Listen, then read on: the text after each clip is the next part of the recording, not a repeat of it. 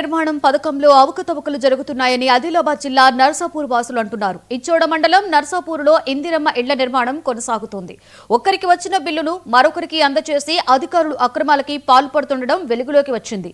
గ్రామవాసి ముస్తే నందాబాయికి ఇందిరమ్మ ఇల్లు మంజూరైంది.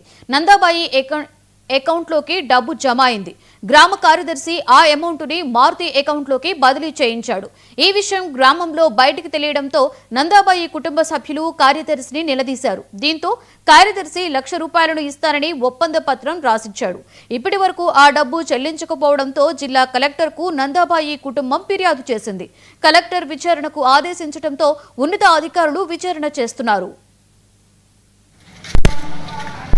గ్రామ పంచాయతీలో మరి సెక్రటరీ కమిటీ మెంబర్స్ అందరూ కూర్చొని ఏదో వాళ్ళు మాట్లాడుకొని ఏదో లెటర్ రాసి ఇచ్చింటారు పంచాయతీ సెక్రటరీ, నేను అమౌంట్ మీకు ఏదైనా నష్టం చేస్తే సరే. ఇప్పుడు ఈ ఇందిరమ్మ అక్రమం అది నిజం? అక్రమం ఏం లేదు, చెప్తున్నా కదా, సేమ్ పేర్లు ఉండడం వల్ల అది కన్ఫ్యూషన్లో అట్లా జరిగింది తప్ప దాంట్లో అక్రమం ఏమి లేదు. అంటే ఇందిరమ్మ ఇల్లు పంచాయతీ ఇది చెప్పలేదు సెక్రటరీ, ఇక్కడ 12 తీసుకొచ్చింది. బ్యాంకులో వచ్చినాక వేసుకున్నాక తర్వాత చెప్పిండు తీసుకొచ్చింది.